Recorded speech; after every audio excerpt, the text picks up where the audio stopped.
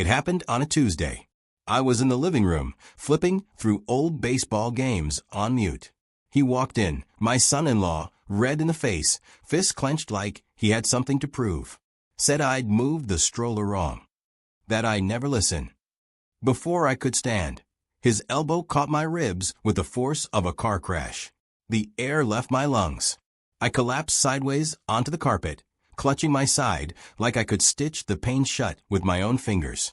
My wife rushed in, but not to me. She knelt beside him, touched his arm gently, and hissed into my ear like I was the one who had made a scene. "Stay quiet, he has a future." I blinked at her, not in confusion, in confirmation. Because in that moment, I saw everything clearly.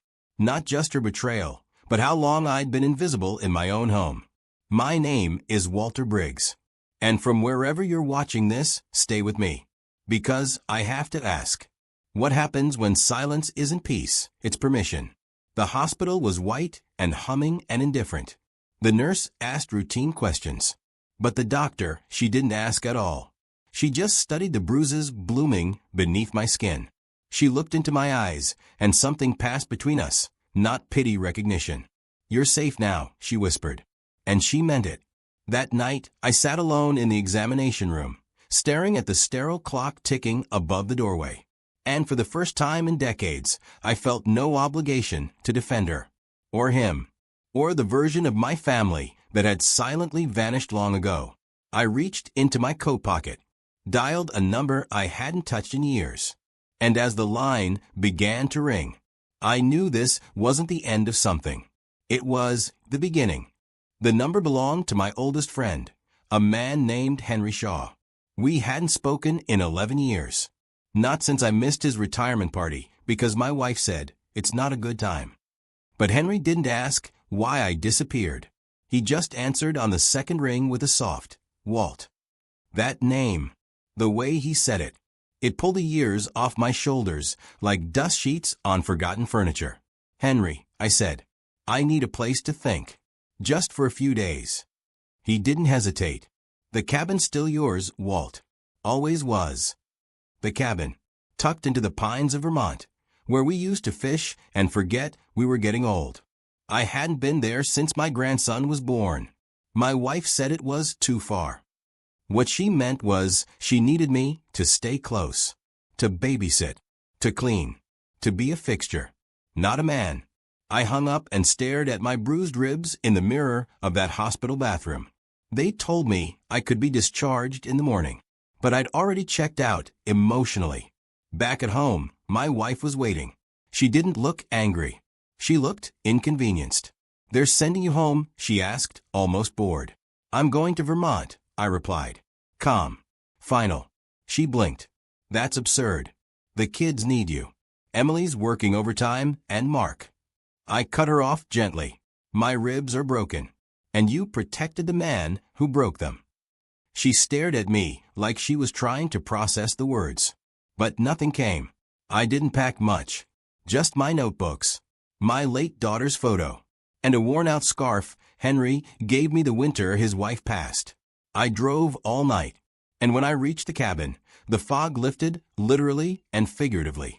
I stepped onto the porch and inhaled pine, rain, and something I hadn't felt in decades. Freedom. I built a fire, sat in the silence. Then I opened my laptop and began typing. Let the record show. Let the record show. I was never angry.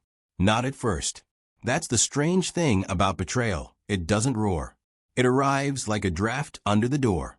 Quiet. Repeated. Until your bones ache and you no longer know where the cold is coming from.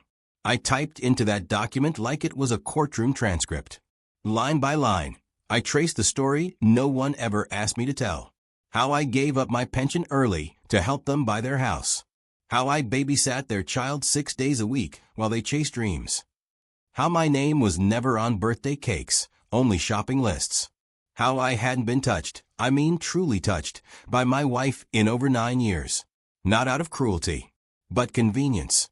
And now, how I lay crumpled on a rug treated like an obstacle in a young man's path. Let the record show, I was more useful broken than I ever was whole. I hit save. Then I made 3 copies. One was printed, one backed up, one encrypted and emailed to myself. Not because I wanted revenge, but because someday my granddaughter might ask why Grandpa disappeared, and I wanted her to have more than guesses. At sunrise, Henry arrived. 2 steaming coffees in hand, same as always. No how are yous. No pity. Just, you finally left, huh? I nodded. He didn't ask why, but I told him anyway. About the ribs. The whisper. The way she didn't even flinch when she saw me holding my side. He listened like an anchor, steady, silent, unshaken. Then he reached into his coat and handed me a yellowed envelope. Inside, a check. $48,000. What's this? I asked. Something your wife never knew I owed you. Turns out, years ago, I co-signed Henry's business loan. He'd repaid it in silence. But I never took a cent. Call it restoration, he said. I stared at that number. And suddenly, I didn't feel powerless anymore. Because sometimes healing doesn't come from apologies. It comes from being remembered. The check sat on the wooden table like a relic. I didn't rush to cash it. Didn't even fold it. I just stared at it, not for what it could buy, but for what it meant. Proof that I wasn't crazy. That someone had remembered my worth, even if my own family hadn't. Henry left before lunch. Said he had a church group meeting and some lawn to pretend to mow. But before leaving, he paused at the door and said, "You know, Walt, being needed isn't the same as being loved." That one landed hard. I spent the rest of the day cleaning out the old storage closet in the cabin. Among the dust and cobwebs, I found a box marked in faded marker, Dad for later. Inside, old letters, drawings, a Father's Day card with stick figures holding hands. It was from my daughter, Sarah, the one who passed. Her handwriting, curly, careless, alive. One line read, "Daddy, thank you for always choosing me first." I sat down on the wooden floor and let that line sit on my chest, heavier than any broken rib. Because the truth was, I hadn't been chosen in a long time. But once I had been. I took a photo of the note, saved it, printed it, then pinned it on the cabin wall right above my desk. It didn't matter how many years had passed. I still needed that reminder. That night, I received a text from my wife. "Mark's been calling you. It's causing tension in the house. Please just come home and let's move on." Move on. Like this was a paper cut. I didn't reply, but I opened a new file on my laptop and titled it, The Ledger. On the left side, I wrote, things I gave. On the right, things I received. The imbalance wasn't surprising, but putting it on paper made it real. And sometimes, that's the first step to letting go. Not forgetting, not forgiving, just finally acknowledging the weight of what's been lost. The cabin was quiet, the kind of quiet that doesn't demand answers. Just presence. I lit a fire that night and sat with the ledger. Left column. Time. Money. Health. Trust. Years of fatherhood regifted to a man who called me old-timer with a smirk. Right column. Broken ribs. Silence. A wife's whisper that hollowed me out. I stared at the imbalance. Then I added a third column. What they never knew. That I'd paid their electric bill for 6 months in 2017. That I loaned Mark's brother $6,000 and never got it back. That I canceled a fishing trip with Henry when their car broke down. That I once held my grandson all night when he had the flu so they could sleep. All of it. Unseen. Unnamed. I hit save and leaned back, listening to the wood crackle. The cabin didn't judge me for keeping score. It understood. Some weights have to be written down before they can be released. The next morning, Henry dropped off groceries and a letter. Handwritten. No return address. Postmarked from my hometown. I recognized the cursive. It was from Emily, my daughter. Not a text. Not a voicemail. A letter. Dad, I don't know everything, but I know you left for a reason. I heard what happened, and I saw how Mom defended him. I just want you to know I see you. I always have. Take whatever time you need, but when you're ready, I'll be waiting. Love. Emily. I folded the letter gently, placed it beside Sarah's card on the wall. 2 daughters. One gone. One finally reaching back. It didn't erase the bruises, but it gave them context. It reminded me that even in fractured homes, love sometimes finds a crack to seep through. And right then I knew I wouldn't be going back. Not to the same house.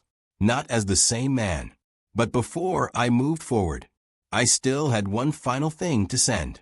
I printed the ledger, folded it neatly, then tucked it into a pale blue envelope, the kind my wife used for holiday cards we never sent. No note, no explanation, just the truth organized in 3 columns. I added a copy of the hospital report, too, the one the doctor had quietly slipped me before I left. It didn't scream or accuse. It simply read, fracture of the left 7th rib, consistent with direct blunt force. Truth doesn't need to shout when it's undeniable. I addressed it to my wife, first name only. No endearments, no expectations, just a delivery. Then I paused and added one more thing. A photo from years ago. Our wedding day. Not the posed one, but the candid shot where I was looking at her like she was a miracle. I wrote one sentence on the back. This is who I was willing to be, until you asked me not to be. I sealed the envelope halfway, then stopped, because something in me said, not yet. Instead, I left it on the cabin table. I needed to breathe without it first.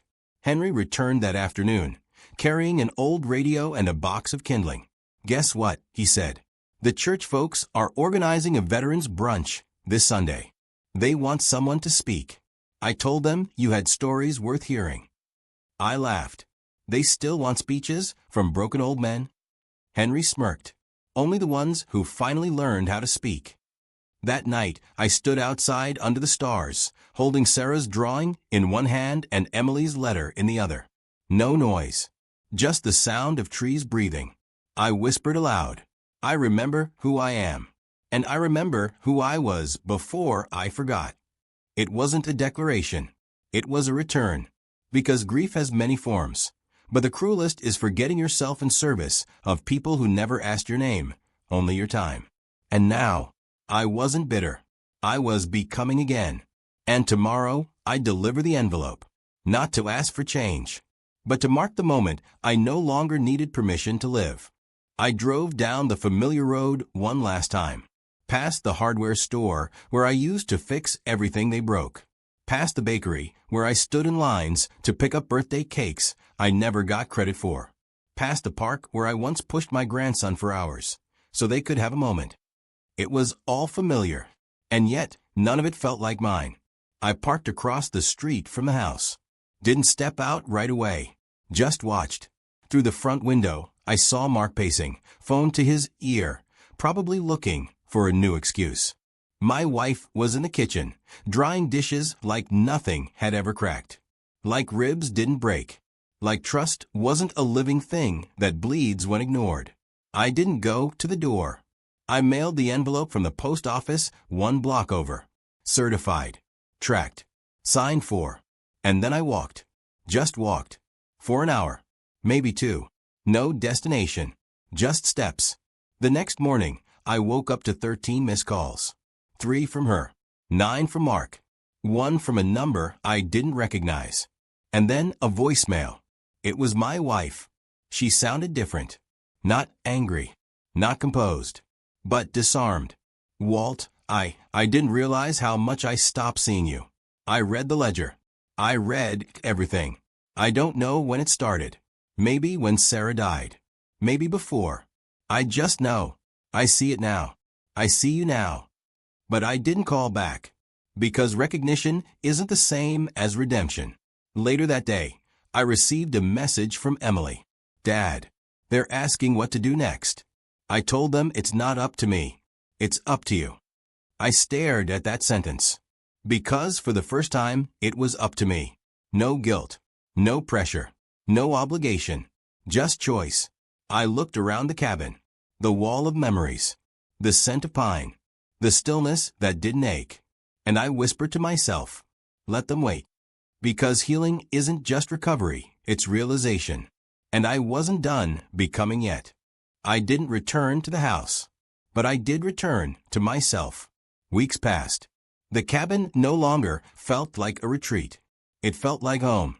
Not the kind made of drywall and schedules, but the kind built from breath, silence, and truth. Henry helped me set up a small desk near the window. Every morning, I'd write. Not letters. Not ledgers. But memories. Not to preserve the past, to reframe it. I wrote about Sarah's laugh. About the night Emily cried on my shoulder, thinking she'd failed as a mother. About my wife, years ago, when she still touched my hand like it meant something. Not to grieve them, but to finally let them go. Then one day, the unexpected happened. A knock. On my door. I opened it slowly. There she stood, my wife. No makeup. No posture. Just age, regret, and something I hadn't seen in her eyes in years. Humility. I'm not here to fix anything, she said, voice trembling. I just came to return something. She handed me a box.